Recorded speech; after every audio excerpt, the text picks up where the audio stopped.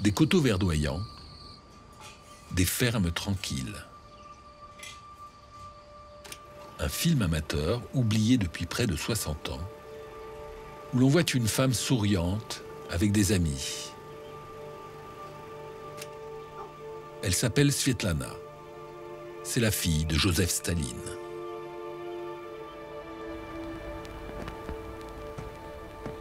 Svetlana fait mine d'être détendue, mais elle a peur. Elle vient de s'enfuir d'Union soviétique et est accueillie en secret, ici, en Suisse. Elle a abandonné son pays. Elle y a laissé ses enfants.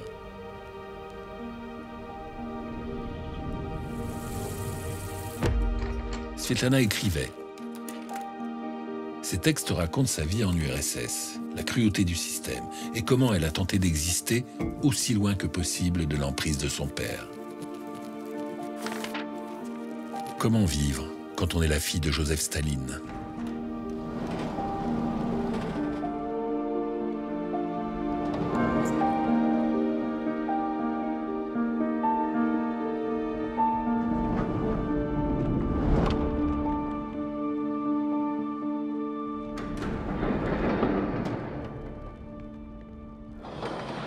Je suis née à Moscou, le 28 février 1926. Mon père est Joseph Staline. Ma mère, Nadezhda Alilouyeva.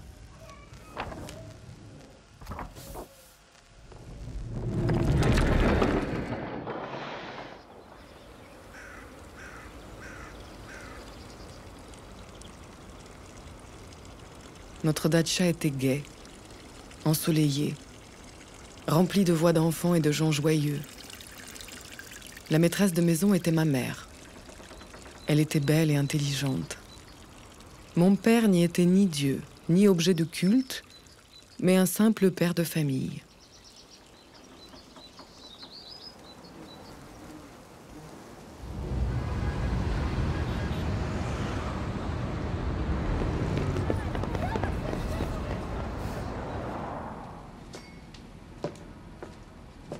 Светлана была фактически как принцесса, некоронованная принцесса Кремля.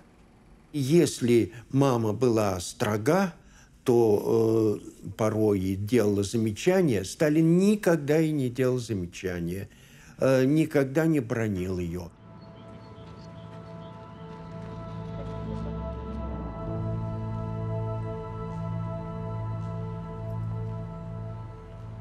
Elle est l'enfant chéri de son père. Il lui passe vraiment tous ses caprices. Et d'ailleurs, il y a un jeu entre eux. C'est que Staline demandait à sa fille, il l'appelait la petite patronne, et lui demandait d'écrire des lettres et demandait des ordres. Alors elle disait, mon cher papa, je vous ordonne de rentrer ce soir, je vous ordonne de mettre une écharpe. Et lui répondait, mon cher petit moineau, je vous obéis. Au premier secrétaire, le camarade Staline. Je t'ordonne de m'offrir un tour en bateau à vapeur, camarade Staline. Signé Svetka, la patronne.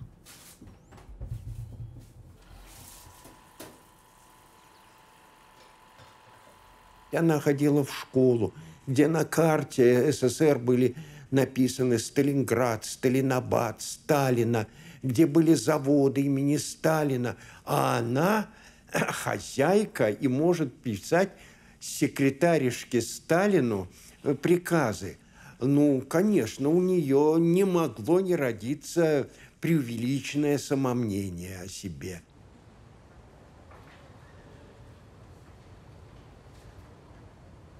From the outside, she must have been envied. There was, at the GUM department store, there was a perfume called Breath of Svetlana. But really, everybody was afraid of Svetlana because she was Stalin's daughter. Dès la mort de Lénine en 1924, Staline fait preuve d'une détermination totale. Patiemment, il élimine ses adversaires l'un après l'autre et prend la tête du pays. Mais à la maison, il reste le papa chéri de Svetlana.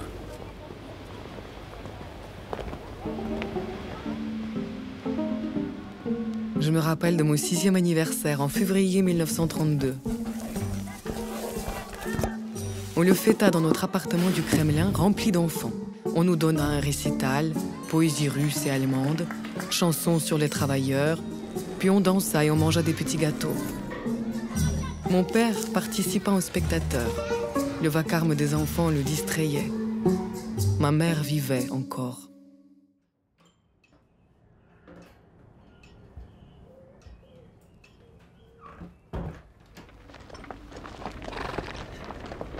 Le 7 novembre 1932, la mort de sa mère va bien évidemment amener une coupure dans cette vie de rêve.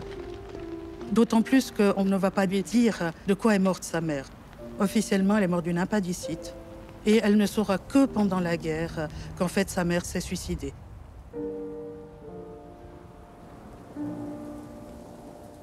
When her mother committed suicide, suddenly she moved into a different context in the Kremlin. Her father set up his own Kunstservodasha. He would disappear at night.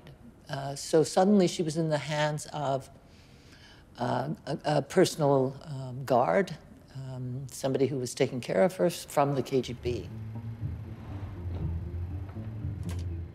Maman mourut quand j'avais 6 ans.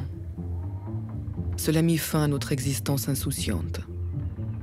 Notre institutrice, Natalia Konstantinovna, dont je n'oublierai jamais les leçons d'allemand, de lecture et de dessin, disparut aussitôt. Était-ce sa décision? Ou bien l'a-t-on chassée? Je n'en sais rien.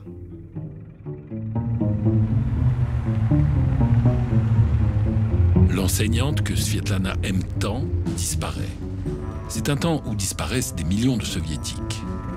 Des limousines noires sillonnent le pays, s'arrêtent en bas des immeubles ou sur les places des villages. Partout, les agents capturent arbitrairement opposants politiques réels ou supposés, paysans, ouvriers, simples citoyens. Entre 1937 et 1938, les grandes purges font 1 million de morts, exterminés par des pelotons d'exécution ou en détention au goulag. Totalement paranoïaque, Joseph Staline s'attaque même à sa propre famille. Svetlana, elle vit dans son cocon où on parle de rien. Jusqu'à 1937-1938, où tout d'un coup, les purges touchent également les proches et les amis de Staline. Et tout d'un coup, elle voit disparaître tonton Boukharine, elle voit disparaître tonton Yenoukidze, qui seront bien évidemment les 2 fusillés en 1937. Je me demandais où ils étaient tous passés. Pourquoi notre maison se vidait de ses habitants? Les récits confus sur le fait que mon oncle était en fin de compte un méchant homme ne m'éclairaient guère. Autour de moi, je sentais de plus en plus le vide. J'avais 11 ans.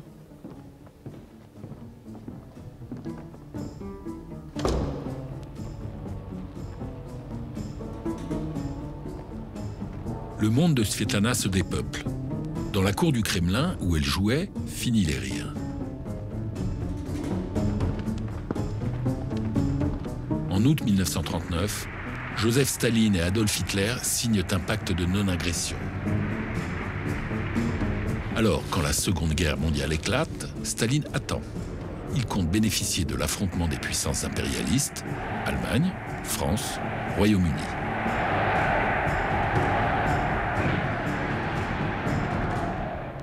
Svetlana n'est plus une enfant. Elle devient une jeune femme. Mais Staline a du mal à l'accepter. Товарищ Сталин, как человек старой грузинской культуры, ему не нравились и обнаженные колени у девочки, которая превращалась уже в девушку, и он делал ей замечания, или открытые локти. Он требовал, чтобы она более скромно одевалась. Это ее смешило. Она хитрила, она соглашалась принять более длинную одежду, потом подрезала ее.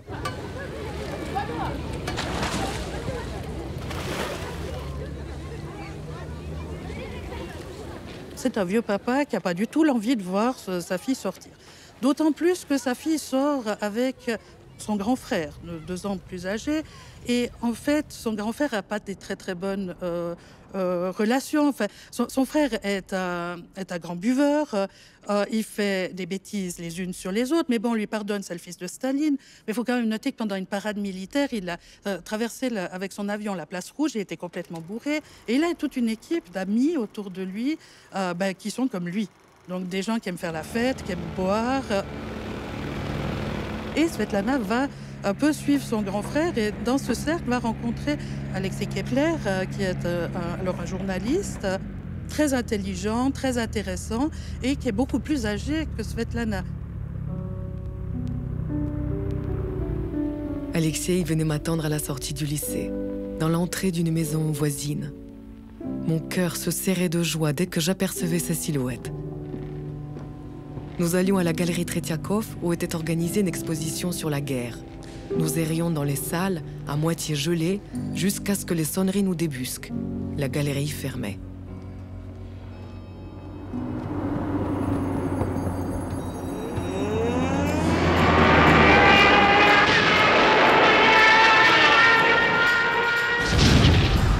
En juin 1941, Hitler attaque l'URSS par surprise. L'armée rouge est débordée. En juillet, Yakov, le demi-frère de Svetlana né d'un autre lit, est fait prisonnier. Les Allemands proposent de l'échanger contre un haut gradé nazi. Staline refuse. Yakov est exécuté.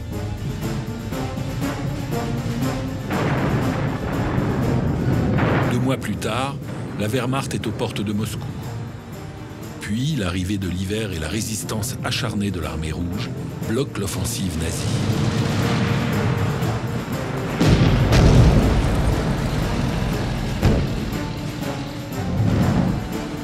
C'est alors que Joseph Staline apprend la liaison de sa fille âgée de 16 ans avec Alexei Kepler, 38 ans. Et il est juif. Alors que je me préparais à aller en classe, mon père entra dans ma chambre. Son regard pétrifia ma gouvernante.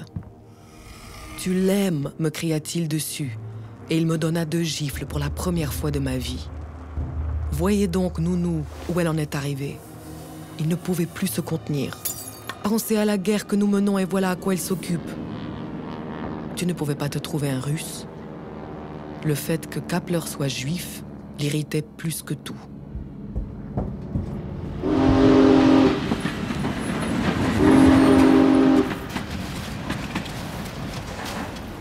Stalin was furious.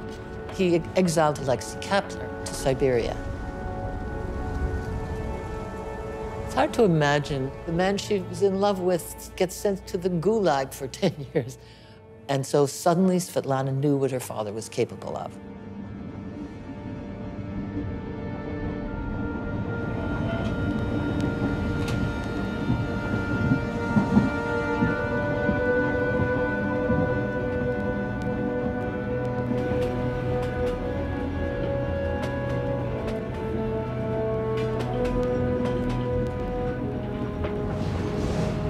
Officiellement, l'antisémitisme a été éradiqué dans la patrie du socialisme.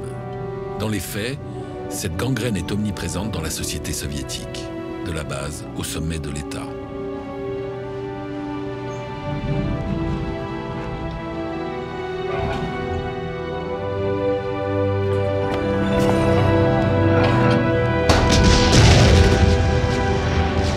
Sur le front de l'Est, les combats sont d'une violence inouïe. Peu à peu, les soviétiques reprennent l'avantage.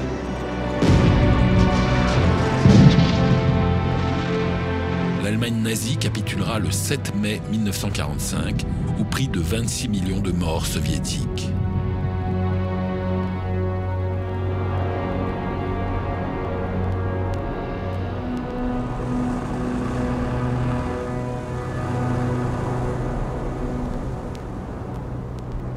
Quelques mois plus tôt, Svetlana fait la connaissance à l'université d'un homme, Grigory Morozov.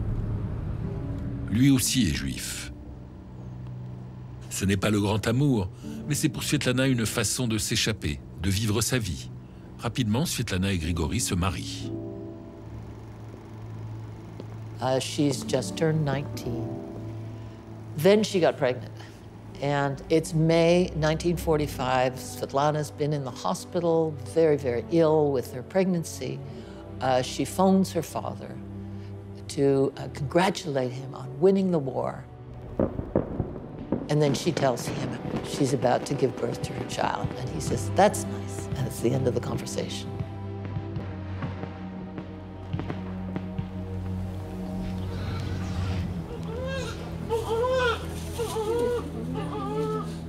The child is born later that month. She decides to take Joseph, as she calls him, apparently not after her father, but because both grandparents were called Joseph. She takes the child to Kuntsevo to visit her father. And it happens to be the very day that the Americans dropped the bomb on Hiroshima. So in fact, she disappears. It's not an important event. And it turns out that over time, Stalin probably met Joseph twice. Entre Svetlana et son père, le fossé ne fait que s'élargir. Staline est de plus en plus froid, inaccessible et hostile à son égard malgré les joies de la victoire. Et elle semble choisir ses compagnons dans le seul but de provoquer son père.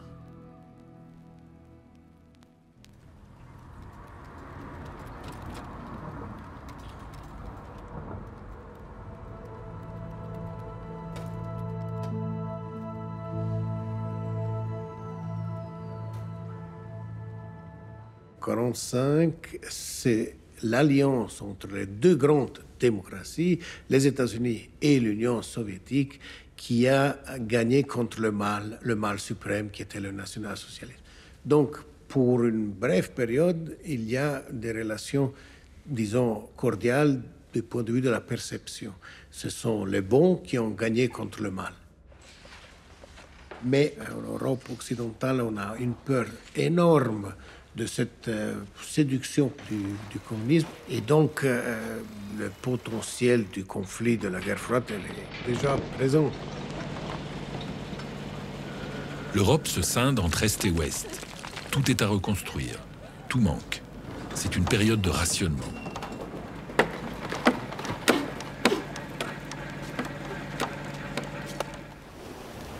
Svetlana, elle, vit en privilégiée, loin de ses soucis. Elle divorce. Très vite, c'est un nouveau mariage. Svetlana Aliluyeva a eu différents amants, certains avec qui elle s'est mariée. Elle a eu une vie amoureuse assez remplie. C'était une femme tout à fait charmante, une belle femme et très pétillante. Et elle a bien évidemment beaucoup plu aux hommes. Son second mari est Yuri Jdanov, le fils d'Andrei Jdanov, l'idéologue en chef du stalinisme. Un mariage de raison, comme une tentative de se réconcilier avec son père. Après 3 ans de vie commune et la naissance d'une petite Katia, Svetlana quitte le foyer avec ses 2 enfants.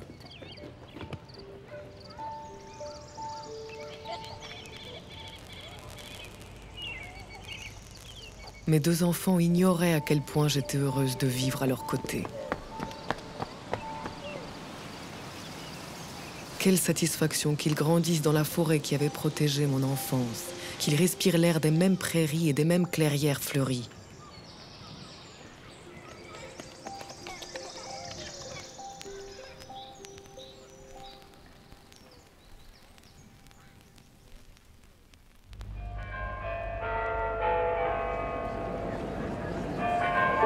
Дорогие товарищи и друзья, трудно выразить словами чувство великой скорби, которые переживают в эти дни наша партия и народы нашей страны. Все прогрессивное человечество. Haï, redouté ou adoré, Staline semblait immortel aux yeux des soviétiques. Pendant 30 ans, il a régné sans partage sur un empire d'une taille immense, 1/6 de la surface de la Terre. Il laisse derrière lui des millions d'hommes et de femmes déportés, affamés, assassinés ou morts à la guerre.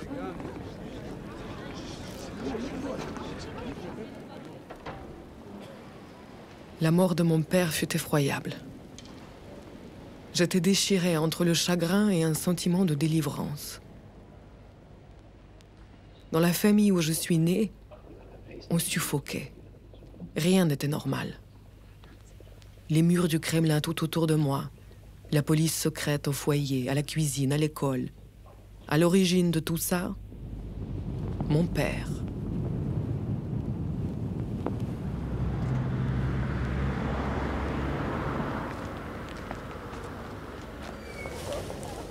En 1955, Khrouchtchev succède à Staline. L'année suivante, lors du 20e congrès du parti, il dénonce le culte de Staline et ses crimes qui sont devenus impossibles à dissimuler. En faisant de Staline le grand coupable, Khrouchtchev protège le régime d'une critique plus radicale.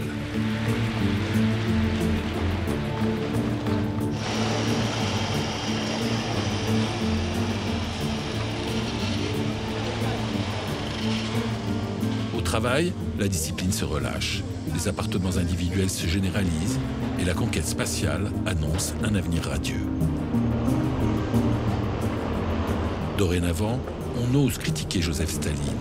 Les langues se délient, même dans l'entourage de Svetlana.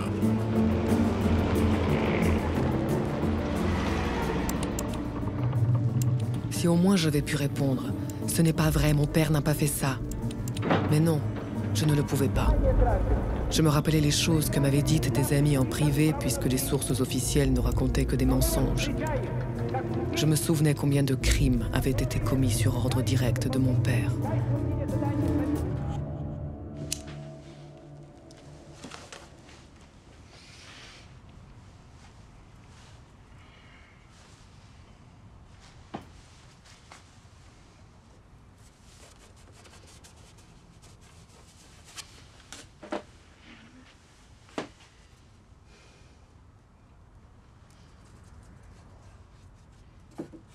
Après la mort de son père en 1953 et puis le 20e congrès, c'est pas la libération qui attend Svetlana, contrairement à ce qu'elle aurait pu imaginer. C'est les nouveaux caciques au pouvoir après, il la gardait sous cloche, il la surveillait, il se méfiait d'elle, parce qu'elle connaissait aussi des secrets de famille, donc je pense que c'était probablement pire pour elle après la mort de son père. Вот тут Светлана постаралась затаиться.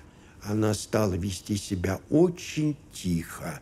Она продолжает работать в том институте мировой литературы, в котором она работала. И она поняла, что она, дочь самого великого человека в стране, вдруг стала олицетворением наиболее тягостных страниц в советском прошлом, а Сталин – это вот зловещим тираном, который все это творил. Значит, надо что-то такое решительно пересматривать. She was so devastated by this revelation that she withdrew entirely. So her life became simply her children. They lived in that strange house, the house on the embankment. They had an apartment there along with, a couple of other 100 members of the party. She was not a member of the party. They were always complaining that she should become a member. So it was a very, very hard time.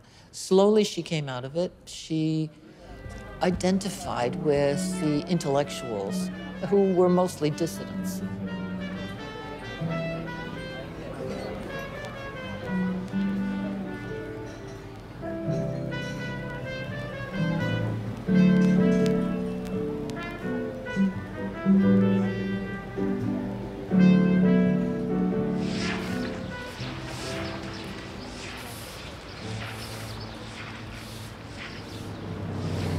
En 1957, j'abandonnai le nom de mon père, Staline, pour prendre celui de ma mère.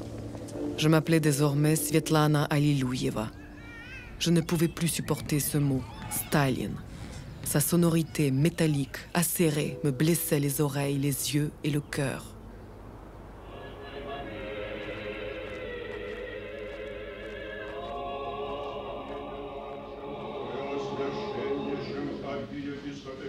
Au printemps 1962, je me fis baptiser dans une petite église orthodoxe de Moscou. J'en ressentais le besoin de tout mon cœur.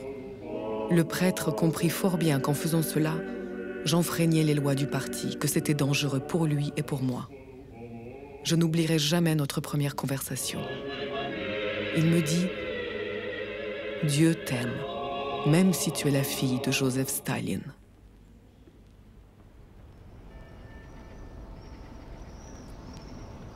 В 1952 году она крестится. Она крестит своих детей, и это означает, что большой слом произошел в ее мировоззрении. Вот это человек, который был ортодоксальным коммунистом в душе, пионерка, комсомолка, коммунист. Вот все это уже перечеркивается, она православная. Avec le parti, la rupture est profonde. Svetlana renonce au nom de son père et embrasse la religion.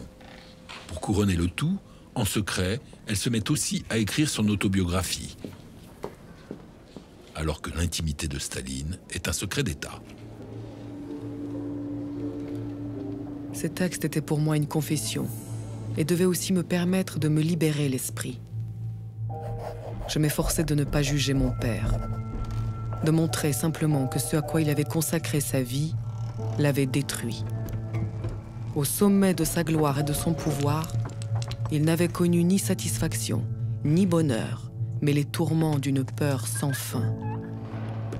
Il avait transformé son entourage en un désert. Svetlana cherchait une manière d'écrire une autobiographie qui soit pondérée. Justement, toute cette ambivalence entre un amour de son père, en même temps sachant ce qu'il avait fait.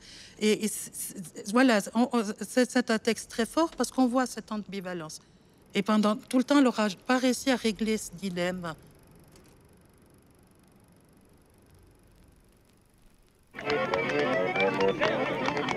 Évidemment, son récit ne peut être publié en URSS. D'autant qu'en 1964, le pouvoir se raidit avec l'éviction de Khrouchtchev et la prise de pouvoir de Brejnev.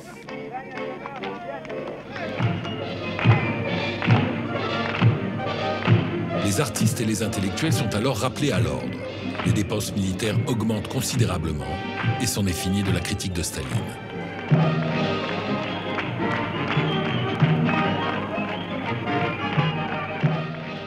Больше строгости было в отношении того, что немножко уже не соответствовало советским представлениям о того, что можно, а что нельзя. Среда, в которой находилась Светлана, воспринимали это очень болезненно. Svetlana promène son spleen aux quatre coins de l'Empire. Alors qu'elle se repose dans une clinique huppée de la mer Noire, elle rencontre enfin le grand amour.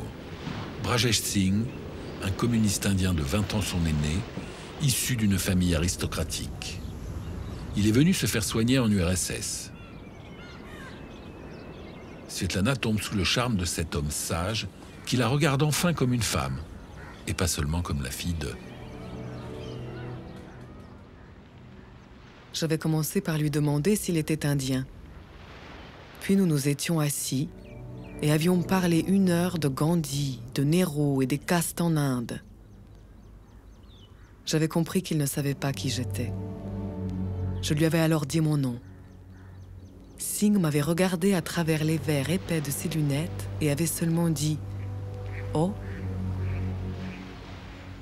Puis, le mois de novembre à Sotchi, ses roses, ses couchers de soleil orange, le tintamarre des grillons, le ciel plein d'énormes étoiles firent beaucoup pour nous rapprocher.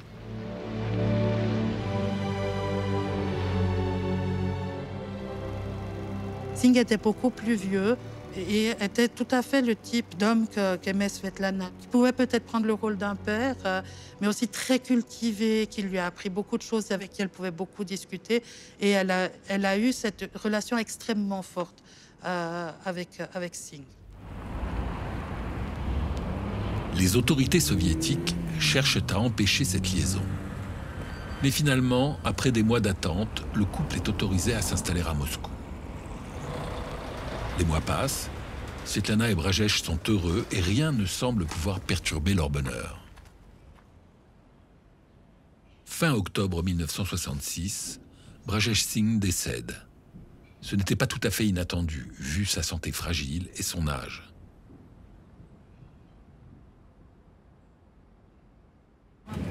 En décembre, le Parti communiste autorise Svetlana à se rendre en Inde.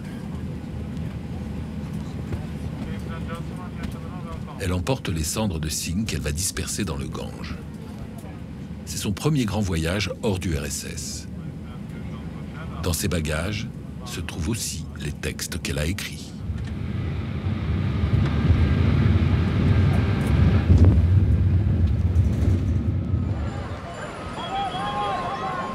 À peine arrivé sur le sol indien, l'ambassade soviétique lui confisque son passeport, comme il est d'usage.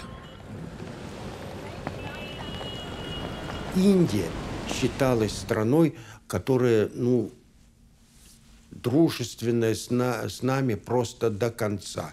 Потому что в 1955 году состоялся визит Джавахарлала Неру в нашей стране, которого воспринимали как, самого большого друга нашей страны.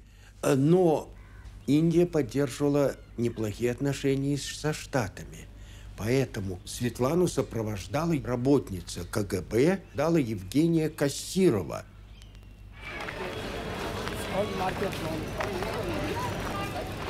Végétarisme, spiritualité, le mode de vie indien ravit Svetlana. Elle annonce même vouloir s'installer durablement sur place. Mais les autorités indiennes refusent, par crainte de se brouiller avec Moscou. Après 2 mois de séjour, elle est rappelée à l'ordre. Il faut rentrer en URSS. Le 5 mars 1967, la mort dans l'âme, elle rejoint l'ambassade soviétique à Delhi, où une chambre l'attend. Son vol pour Moscou est prévu 2 jours plus tard. On préparait une sauterie en l'honneur de la fête des femmes. Au programme, conférences et concerts. Pour eux, ce serait juste une occasion de boire. Ils seraient tous ivres ce soir, morts d'ennui et cuits dans leur propre jus. And they're having a drunken luncheon, having lots of vodka. She says, well, okay, I'm going back. Okay, give me my passport. So the ambassador gives her her passport, which nobody, no Soviet citizen is allowed to have their passport. It was a terrible mistake. So she has her passport. She goes to her room. She takes a very few things, most importantly, the manuscript she's carrying. And she then goes outside to call a taxi. She's told the embassy people she's going to visit relatives of Brezhnev. And she's waiting. It's getting darker. She's afraid. And finally, the taxi shows up.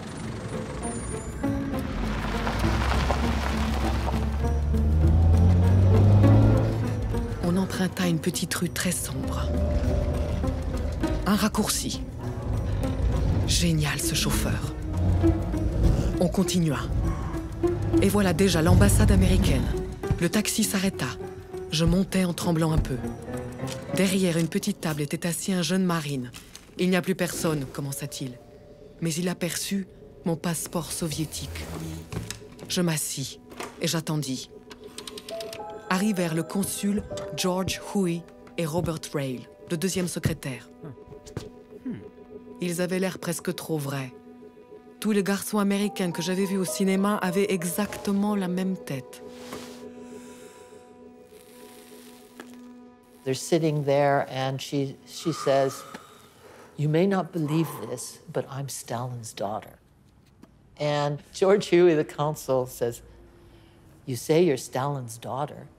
The Stalin? I love that line. And she gives the manuscript to Rail. The manuscript is read and it's authentic. This is a portrait of growing up in Stalin's world. Pensant bien faire, l'ambassadeur américain en Inde met Svetlana dans le premier avion pour les États-Unis. Mais quand le président américain Lyndon Johnson apprend la nouvelle, il s'affole. Dans le contexte des années 50, on l'aurait utilisé comme le triomphe de démocratie libérale contre la dictature soviétique. On aurait utilisé cette dame comme un phénomène de cirque. Et par contre, dans la deuxième moitié des années 60, on voit, et ça c'est très intéressant, que les États-Unis sont assez embêtés. Cette Svetlana devient un problème. Aujourd'hui, on pense que Washington et Moscou étaient constamment ennemis et puis qu'ils étaient dans des grandes tensions. En fait, il y a plusieurs phases dans la guerre froide et il y a des moments où la tension est plutôt en train de baisser. Et c'est un de ces moments-là, en fait. Quand la fille de Staline s'évade de l'URSS, en fait, c'est pas du tout le bon moment, ni pour l'URSS, ni pour les États-Unis. Холодная война продолжается. Так что это было... Именно поэтому это произвело впечатление бегства Светланы, потому что это было в такой гладь, и вдруг вот такое происходит. Des deux côtés, on redoute que l'arrivée de Svetlana aux États-Unis soit l'étincelle qui mette le feu à cette guerre froide.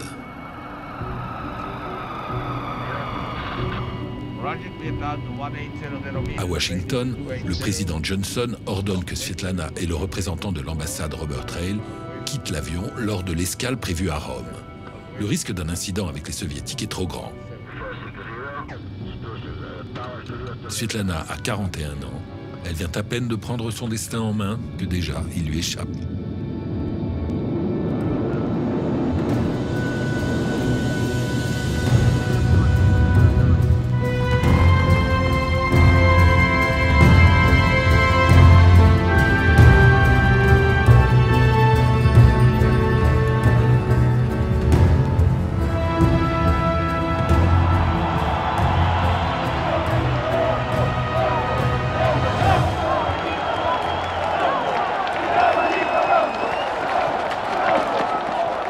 When the plane landed in Rome, Rail was shocked to find out that, in fact, Svetlana had been refused permission to enter the United States. So when the Italians heard this, they were furious. The reason they were furious is because, at that point, the Communist Party in Italy was getting very strong, and this would have been thought as a real coup by the Communist Party.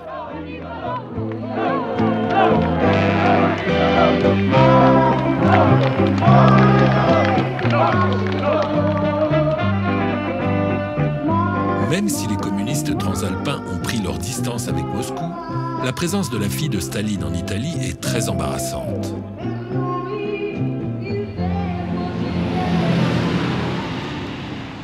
Américains, Indiens, Italiens, personne ne veut de Svetlana. Elle ne comprend pas ce qui lui arrive, ni ce qui se joue en coulisses. Et ses enfants restés en URSS lui manquent. Elle n'a pas eu de leurs nouvelles depuis bientôt 3 mois. Svetlana leur écrit une lettre.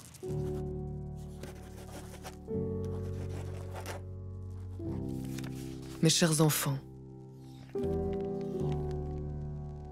on vous dira peut-être que je suis devenue folle, ou que j'ai été kidnappée, ou que je ne suis plus de ce monde. Ne croyez à rien de tout cela. Je suis partie car je ne crois plus du tout aux dogmes du communisme qui m'ont été enseignés depuis l'enfance. Et la mort de mon mari a changé ma nature. Je ne peux plus me taire. Il est impossible de demeurer toujours en esclavage. Je ne retournerai pas dans la prison soviétique. Je ne peux pas croire que la caserne soit la meilleure forme de gouvernement. Mon cher fils, étudie la médecine sérieusement. Ne change rien dans ta vie. Ma chère fille, ta voix est dans la science. Elle t'apportera joie et bonheur. Nous nous reverrons. Votre mère, Svetlana.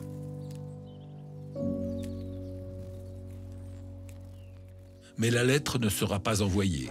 Les services nord-américains redoutent qu'elle ne tombe entre les mains du KGB et que cela ne complique encore les rapports avec Moscou.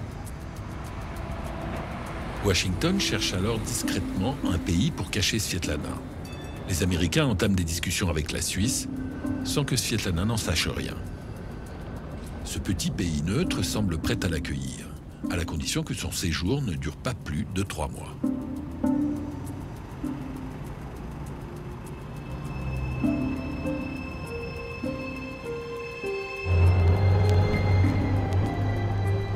The man who was accompanying her, Robert Rail, was actually a CIA officer. So here she was in the company of a CIA officer, trying to get on a plane to Switzerland. But Svetlana was not legally in Italy, so how were they going to get her visa? She couldn't go to the airport that way. And so there was apparently a big roundabout in front of the airport, and Svetlana was driven in one car and the Swiss consul was in another. Je courus à l'autre voiture, j'y montai. À l'intérieur se trouvait un monsieur, très beau. Sa secrétaire ouvrit une petite bouteille d'encre et tamponna mon passeport. J'avais mon visa pour la Suisse. On pouffa de rire tous les trois et je sautai dans ma voiture. Tout d'un coup, il y a l'agent de la CIA qui leur dit il y a des gens qui nous poursuivent. Ils sont derrière nous, il faut leur échapper. Ils réussissent à semer les poursuivants, on ne sait pas qui c'était. Est-ce qu'il y a eu un ordre de la part de Moscou d'enlever, de rapatrier, voire d'éliminer la transfuge qui était dérangeante et qu'il ne fallait surtout pas qu'elle arrive aux États-Unis ou qu'elle fasse des déclarations qui auraient nui à Moscou.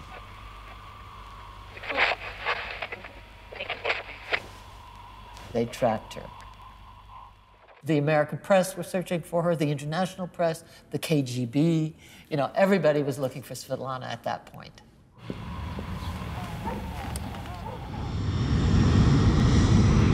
Svetlana should have been allowed to just enter the United States, but instead she was parked in Switzerland. And that stop had large implications for her.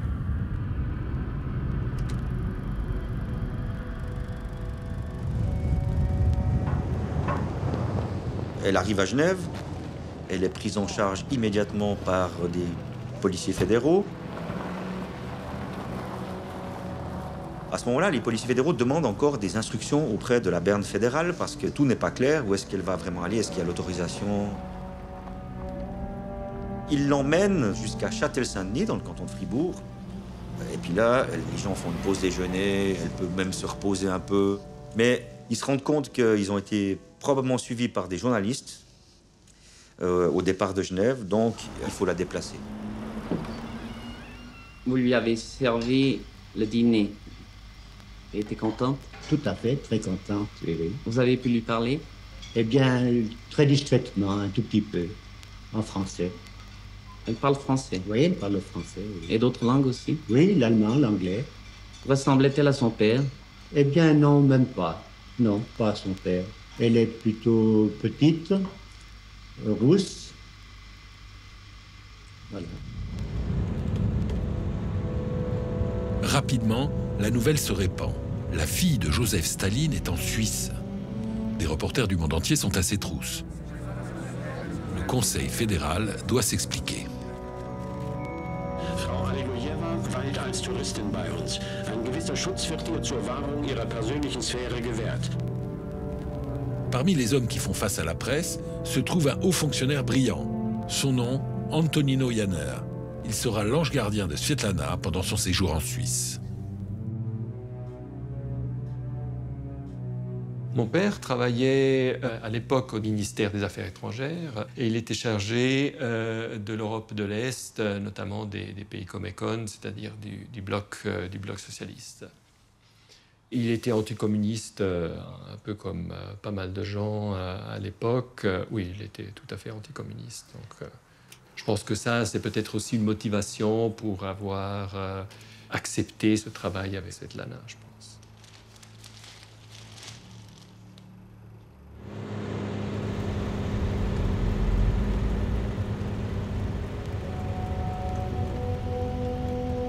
Je rencontrai Antonino Janner, l'un des directeurs du ministère des Affaires étrangères.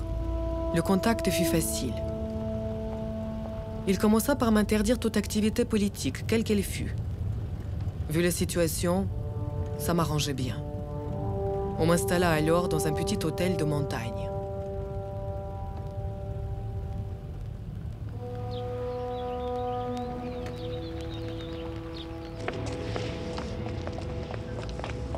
Les autorités helvétiques redoutent que Svetlana soit en fait une ambassadrice de charme restée à la solde de Moscou et du communisme. Chez les diplomates, on se méfie. D'autant que l'URSS séduit une partie de la jeunesse avec ses messages de paix, son soutien au tiers-monde et aux peuples colonisés.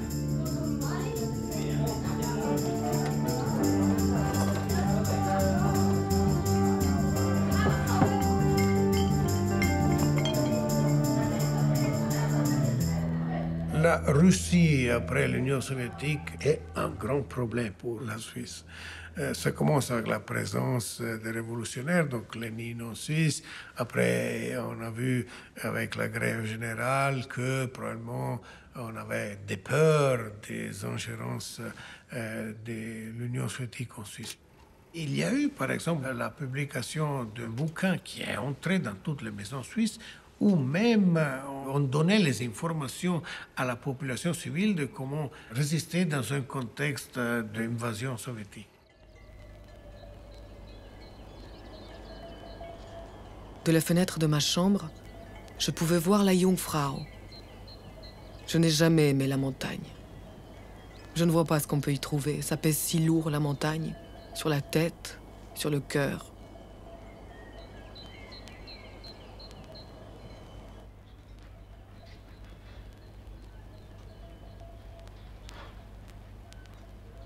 On peut dire qu'elle passe d'un état extrême à l'autre, de l'euphorie à la dépression. Elle est contente d'avoir fui l'Union soviétique, mais sa pensée revient toujours vers ses enfants qu'elle a abandonnés là-bas. Sa fille ne lui pardonnera jamais de l'avoir abandonnée. Elle ne la reverra plus jamais de sa vie. C'est quand même des décisions qui ne sont pas évidentes, on peut l'imaginer. Je venais d'être reconnue en achetant des bâtons de ski. Antonino Janner me dit que je ne serai tranquille que derrière les murs d'un couvent. Ça me fit sourire. Va pour le couvent. Mais j'avais demandé, il y aura l'électricité, en ayant en tête les couvents russes. Et lui, dans un éclat de rire, l'électricité, l'eau chaude, tout, c'est promis. Les autorités helvétiques, qui chérissent plus que tout la discrétion, s'agacent de la curiosité des médias. Herr Dr. Spöri, Sie als Chef der Berner Kriminalpolizei haben den persönlichen Schutz von der Frau Svetlana Stalin hier zu gewährleisten. Befindet sich Frau Svetlana Stalin noch immer in Beatenberg? Nein, Frau Svetlana Stalin hat Beatenberg am Montag gegen Abend verlassen. Und zwar sind wir nicht in der Lage, den gegenwärtigen Aufenthaltsort von ihr bekannt zu geben, und zwar in ihrem eigenen Interesse. Depuis la Deuxième Guerre mondiale, la Suisse est établie comme île au cœur de l'Europe et donc elle est le lieu où il y a énormément d'activités liées aux services secrets, aux services de renseignement. En plus, le rôle international de Genève est vraiment une attractivité très forte pour attirer toutes sortes d'espions. Par voie diplomatique, Moscou adresse un avertissement clair aux autorités helvétiques, jugeant leur comportement inamical.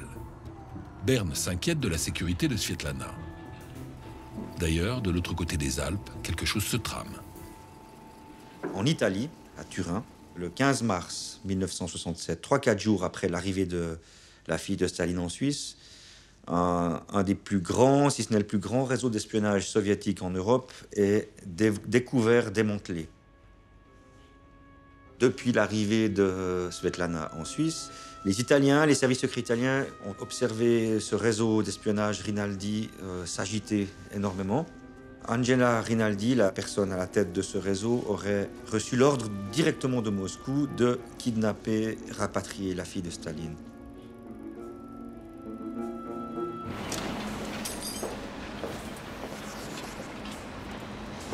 Ce qui est certain, c'est que l'URSS est terriblement embarrassée. Après plusieurs jours de silence, la presse soviétique annonce simplement que Svetlana se trouve hors du pays, sans parler de défection.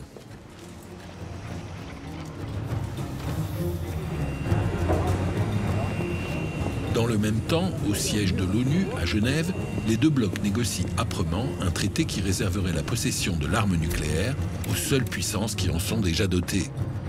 États-Unis, Union soviétique, Grande-Bretagne, France et Chine. Si on ne trouve pas un moyen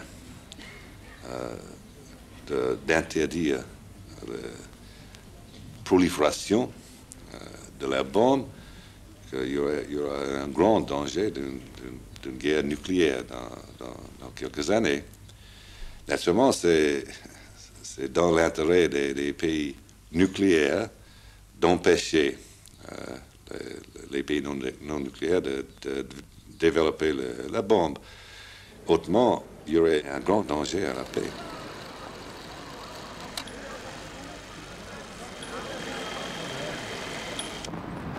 Il faut donc éviter que le séjour de Svetlana puisse fournir un prétexte à une rupture des négociations. Alors, les services helvétiques dissimulent Svetlana à 150 km de Genève, en pleine campagne, dans un couvent du canton de Fribourg. Et cet amour que vous avez au-dedans, manifestez-le au-dehors par des armes.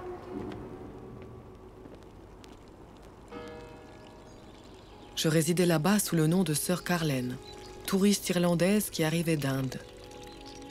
L'hospice était bâti sur une petite colline. 6 religieuses y vivaient. Après le déjeuner, je lavais mon bol et mon assiette et je les portais dans la cuisine. Sœur Florentine me remerciait d'un sourire.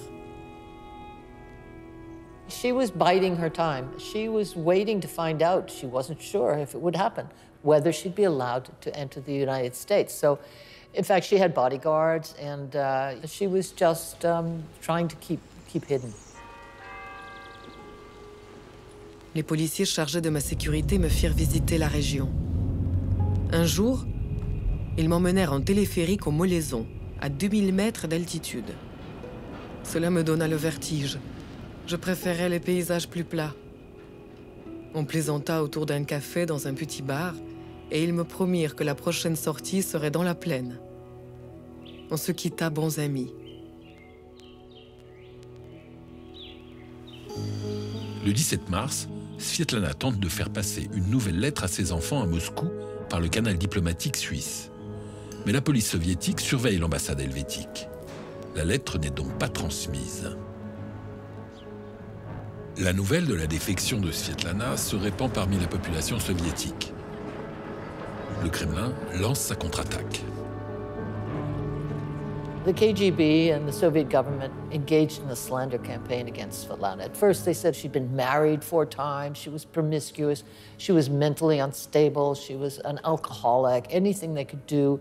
And then they commandeered her children to confirm this portrait of her, suggesting that their mother was an unstable person. Бегство Светланы в Советском Союзе вызвало в целом очень негативное отношение к ней. Потому что первое, как же так? Вообще вот человек бросает родину. Во-вторых, бросила детей. Об этом тоже узнали. Как Иосиф от первого брака, Екатерина от второго брака. Она бросила маленьких детей, уехала. Как так? Почему?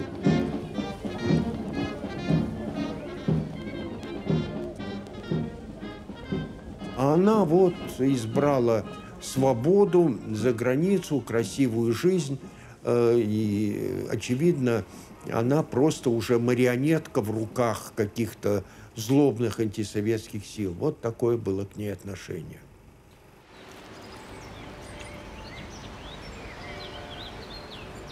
Je flânais dans le parc qui longe une rivière vert émeraude, la Sarine. Personne ne me surveillait. Personne ne me traquait. Le vieux Fribourg était beau. Des rues étroites, des petits ponts bossus, une université moderne, la cathédrale. Tout cela s'accordait bien.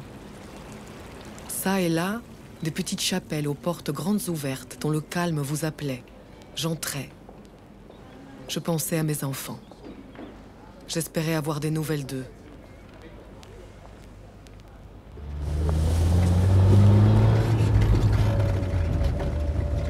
Depuis que Svetlana a demandé l'asile à l'ambassade américaine de New Delhi, quelques copies de son manuscrit circulent. Les Américains espèrent que sa publication sera un best-seller. En secret, les États-Unis dépêchent en Suisse leur ancien ambassadeur en URSS.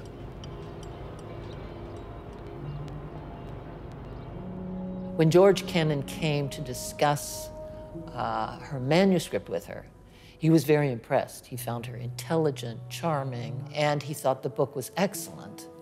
Kennan's mission when he went to Switzerland was to get Svetlana to add some chapters to her book, 20 Letters to a Friend, to say that things had changed, things were better between the Soviets and the Americans and stuff like that, which of course would be ridiculous. To ask Svetlana to do that was absurd. Évidemment, le manuscrit est un immense enjeu. Personne n'avait jamais connu la vie de Staline de près. On pensait au grand guerrier, mais raconté par sa fille, qu'est-ce que ça va donner? Donc, les Soviétiques s'inquiètent beaucoup de cette publication. Par contre, côté américain, c'est toute une affaire commerciale financière énorme. Les enjeux ne sont pas les mêmes. But then the manuscript was advertised as existing. Publishers around the world were vying for it. In the end, she was given $1.5 million for that book. And I think the only person who ever got that level of money, and probably slightly less, was Churchill. To give a Soviet citizen that kind of money was absurd. She had no concept of money. She was a walking target. Chaque jour, le haut fonctionnaire Antonino Janner m'apportait mon courrier. Sur certaines enveloppes, il était seulement indiqué « Svetlana Lilouyeva, Suisse ». Plusieurs hommes proposaient de m'épouser. Parmi eux, un dompteur échappé du cirque de Moscou qui vivait alors en Australie. Un officier de la marine britannique qui précisait qu'en l'épousant, j'aurais une bonne situation. Un autre, très riche, à Miami, voulait m'embaucher comme secrétaire. Janner m'invita à dîner chez lui à Berne, avec sa femme Adriana et son fils Marco. À l'époque, j'avais 7 ans. Mon père m'a dit qu'il allait inviter une dame. Elle va venir dîner chez nous. Tu pourras être présent, tu pourras la connaître, mais il ne faut rien dire à personne. Même à tes meilleurs amis, tu ne peux rien dire. C'est un gros secret, parce qu'elle se cache ici. À mon arrivée, le petit Marco se jeta à mon cou. Il m'embrassa tout le visage et passa sa soirée à me faire des petits dessins et à recopier des caractères russes. En m'appliquant à ne pas pleurer, je lui dis « Caro bambino, mio piccolo bambino, grazie ».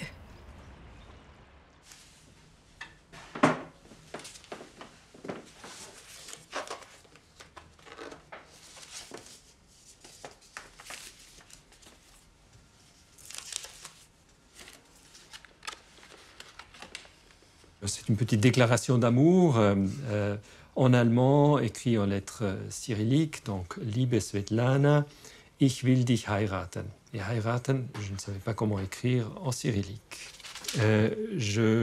Chère Svetlana, j'aimerais bien me marier avec toi.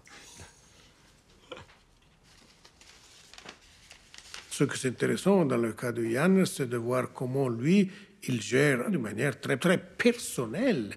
Et il y a son côté professionnel comme diplomate, mais aussi son côté familial, où il cherche de gérer cette histoire. Ça, je pense que c'est très important de le voir. La Suisse a un peu des hommes de services secrets, un apparatus assez limité, et donc avec cette ressource assez limitée, on essaie de faire ce qu'on peut. En 1958, on parle d'une cinquantaine d'agents fédéraux.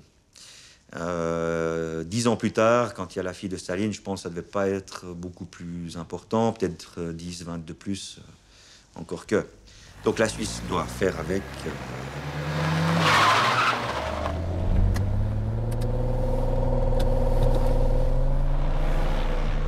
Le 3 avril 1967, après des semaines de traque, des journalistes sont sur le point de découvrir la cachette de Svetlana. On la transfère alors dans la vieille ville de Fribourg, au couvent de la Visitation. C'est là qu'elle apprend que les États-Unis ont émis un préavis favorable à sa venue. C'est également là que Svetlana parvient enfin à joindre son fils, resté à Moscou.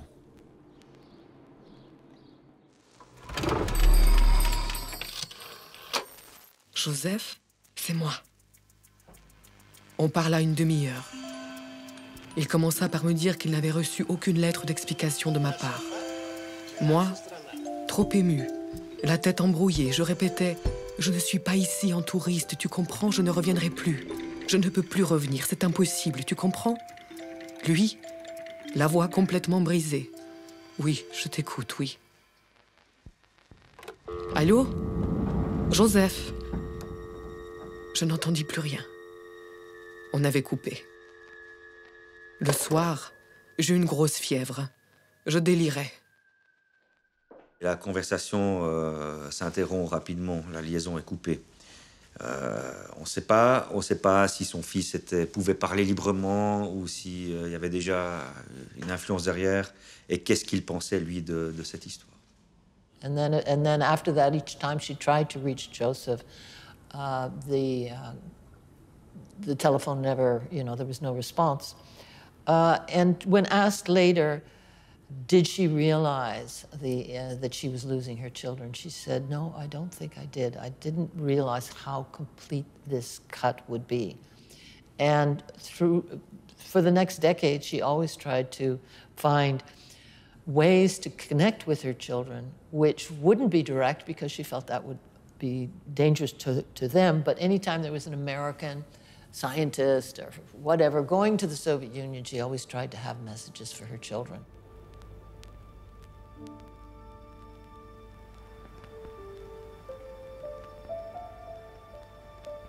La surveillance se relâche un peu. Svetlana retrouve des amis, dont le journaliste français Emmanuel Dastier de la Vigerie, qu'elle a rencontré à Moscou. Ils se voient à 2 reprises chez des amis et tournent ce fameux film. L'ambiance est légère.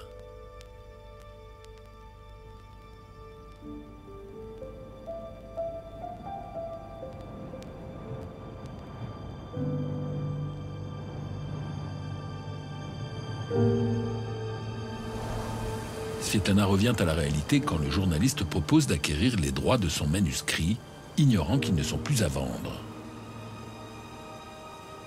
Svetlana reste une proie, et ça n'est que le début.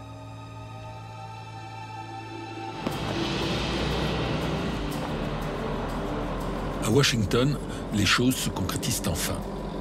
On estime que Svetlana a donné suffisamment de garanties qu'elle n'est ni un agent à la solde de Moscou, ni une revancharde qui envenimerait encore les rapports avec les soviétiques. Les États-Unis comprennent également que sa décision est mûrement réfléchie. Svetlana ne reviendra pas en arrière.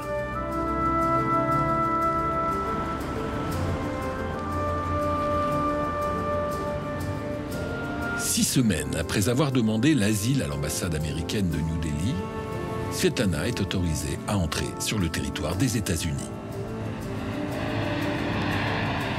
Elle s'envole pour New York le 21 avril 1967.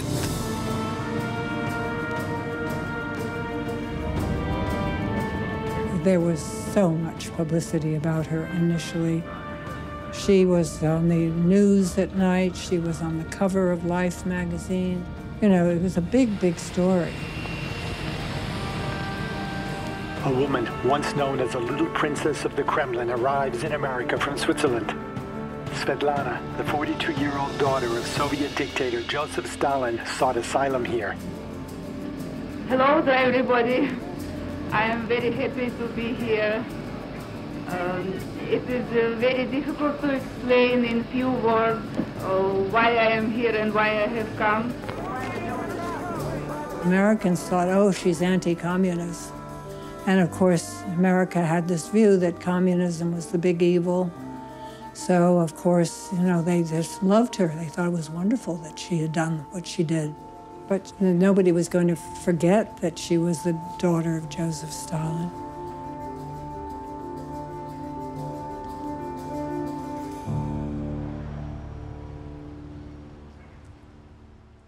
Of course, I disapprove many things, but I think that many other people who still are in our Central Committee and Politburo should be responsible for the same things for which he alone was accused. And if I feel somebody responsible for those horrible things, killing people, injustice. I feel that responsible for this was and is the party, the regime, and the ideology as a whole.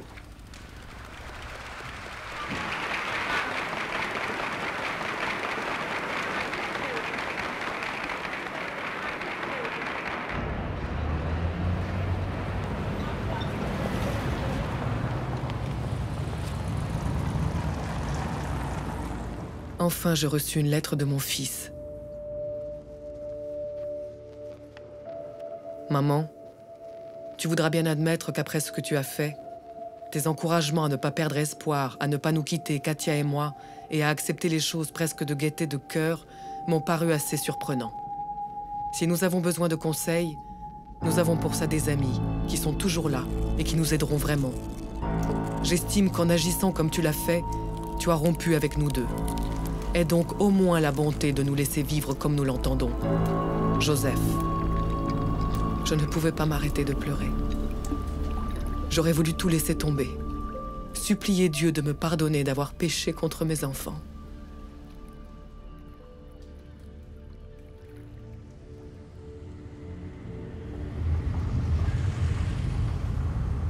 L'arrivée de la fille de Staline aux États-Unis est vécue comme un affront par le Kremlin.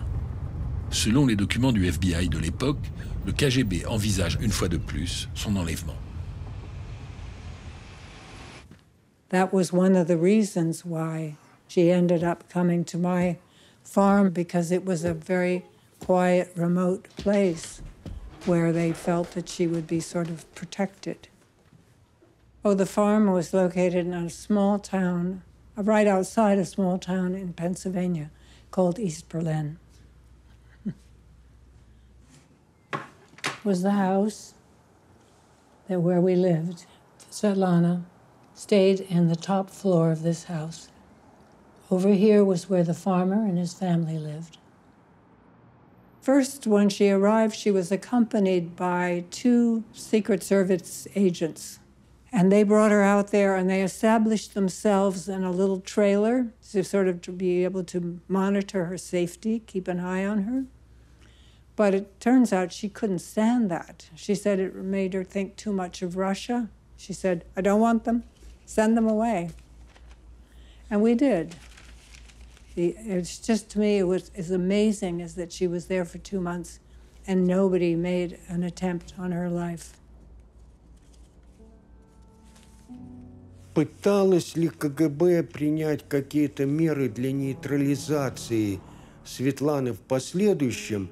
Я не могу сказать. Но никаких очевидных попыток не было. Если бы были предприняты какие-то меры жесткие по устранению, ликвидации Светланы, это бы нанесло большой моральный ущерб Советскому Союзу. Finalement, le KGB renonce à agir. L'autobiographie de Svetlana sort sous le titre « 20 lettres à un ami ». Du New York Times au Spiegel, tous les grands journaux occidentaux en publient des extraits et couvrent l'événement. Cet obstacle n'empêche pas l'URSS de signer avec les États-Unis le traité de non-prolifération nucléaire en 1968.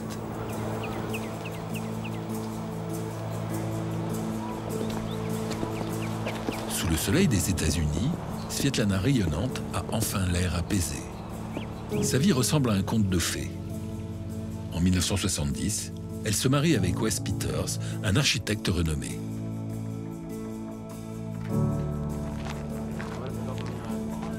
Mrs. Peters, what do you think of Arizona? I like Arizona very much. It's warm, nice, dry climate. Do you have anything similar to this part of the country over in Russia? Yes, southern Russia, the Black Sea area probably reminds me a little bit.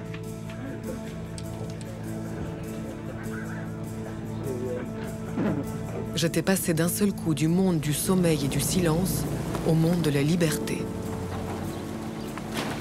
Mes amis de Moscou seraient tombés à la renverse s'ils m'avaient vu aborder les gens ou entrer chez quelqu'un sans aucune gêne. C'est comme ça que je ressentais ce qu'ils appellent la liberté. Ce sentiment d'aisance, de désinvolture. Personne ne connaissait ce sentiment en URSS.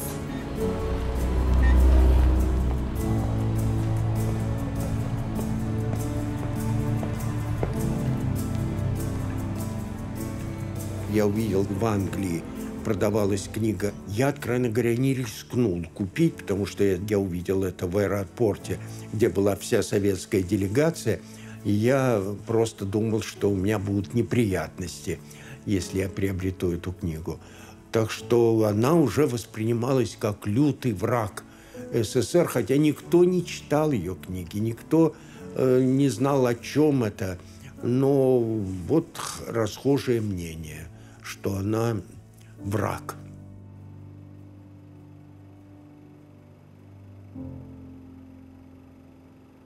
Après avoir donné naissance à une petite Olga, le couple divorce. Svetlana et sa fille s'établissent près de New York. Aux yeux des Américains, Svetlana est avant tout considérée comme la fille de son père. Quand pourra-t-elle enfin être elle-même? Après ce qu'elle a enduré, les risques pris pour rejoindre les États-Unis, sa déception est immense. Elle avait une image de l'Occident comme étant un espace de liberté et elle ne s'est pas rendue compte, en fait, combien en Union soviétique la position des femmes était favorable par rapport à l'Occident. Donc elle arrive, elle découvre une société où les femmes sont que très vaguement émancipées, que le modèle favori reste quand même la mère au foyer, ce qui est quelque chose de totalement martien, on pourrait dire, pour une soviétique, et elle a une grande désillusion. Sometimes people ask whether Svetlana was a feminist. I guess if feminism is a synonym for strength of will, for independent-mindedness, for the expectation that you can control your own life, and the willingness to keep fighting for that, yes, she was a feminist. On continuait de penser à moi. On m'invitait dans un tas de villes.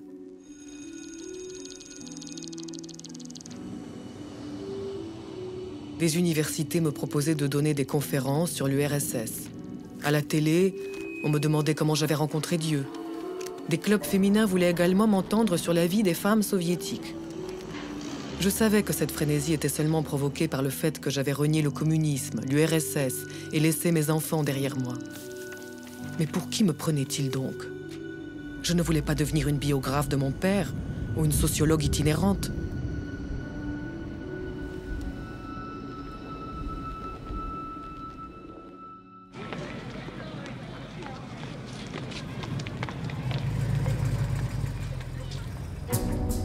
N'ayant jamais appris à gérer l'argent, elle dilapide sa fortune et déménage à de nombreuses reprises avec sa fille Olga. She saw the American culture as being sort of more interested in making money, having success, financial success, than in appreciating culture. Sa désillusion est telle qu'en 1984, Svetlana demande aux autorités soviétiques l'autorisation de retourner en URSS pour y vivre avec Olga.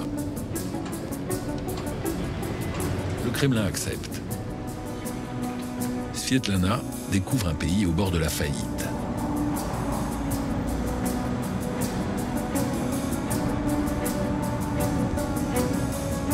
Le KGB veut instrumentaliser son retour. À Moscou, une conférence de presse est organisée. Svetlana est contrainte d'y participer. Une fois de plus, son histoire lui échappe. Les officiels voulaient que je dise certaines choses. Ils avaient contrôlé le texte que j'allais lire. J'étais mal à l'aise. Je voulais seulement dire « Je suis revenue pour retrouver mes enfants ».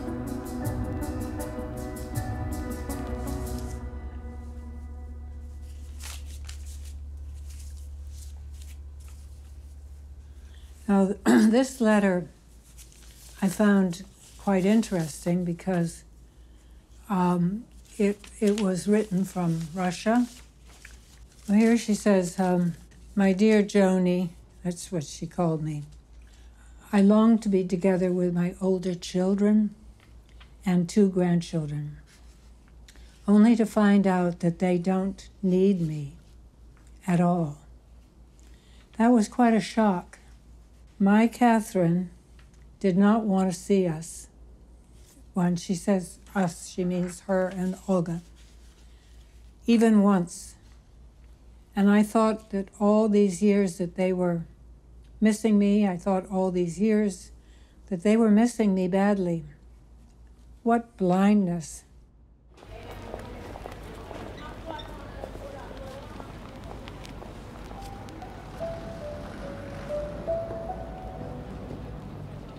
Svetlana se rend compte du mal qu'elle a fait aux siens en quittant l'URSS. Elle ne reverra plus jamais sa fille Katia. Son fils Joseph, lui, sombrera dans l'alcool. Elle n'a jamais véritablement été une mère. Est-ce que ça vient d'un manque de modèle? Certainement. En début d'adolescence, elle a vu ses tantes se faire arrêter, les amis de sa mère se faire fusiller, toutes les familles du Kremlin éclataient, toutes ces familles, tout ce qui faisait famille, et tout ça éclatait parce qu'on était arrêtés, fusillés, et il n'y a pas eu ce modèle. Она слишком привыкла считаться прежде всего с собой. Конечно, слишком много свалилось на женщину, которая осталась одной, юная женщина, которая осталась одна, и в обстановке, где ей нельзя было с кем-то, кому-то излить душу, у нее не было, в общем, ни друзей, матери не было с раннего детства. С кем? Брат, который спивался, который было трудно с ней. Поэтому она была глубоко одинокий человек. Что-то, конечно, в ней было основательно поломано, покалечено.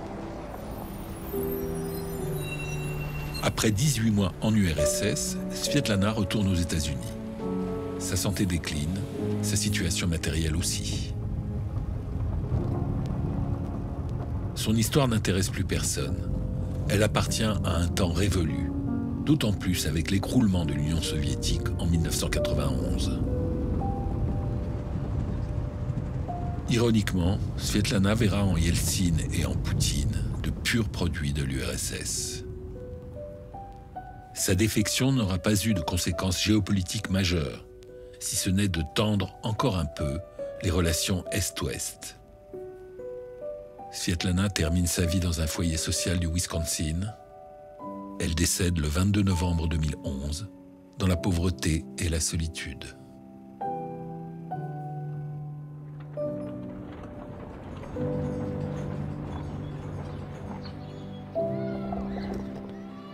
Un jour, un journaliste me demanda de faire un bilan de ma vie. Je lui dis, les 40 premières années de ma vie, j'étais au Kremlin, au sommet de la société. Les 40 suivantes, je les ai passées en bas. Vous savez, c'est l'équilibre que la vie m'a donné. Ça me va. La vie est un immense théâtre où l'homme ne réussit presque jamais à jouer le rôle précis qui lui a été attribué. Mais le spectacle continue. Les passions bouillonnent, les héros brandissent des épées, les poètes lisent des vers, on couronne les rois, les châteaux de cartes s'écroulent et se relèvent en un clin d'œil.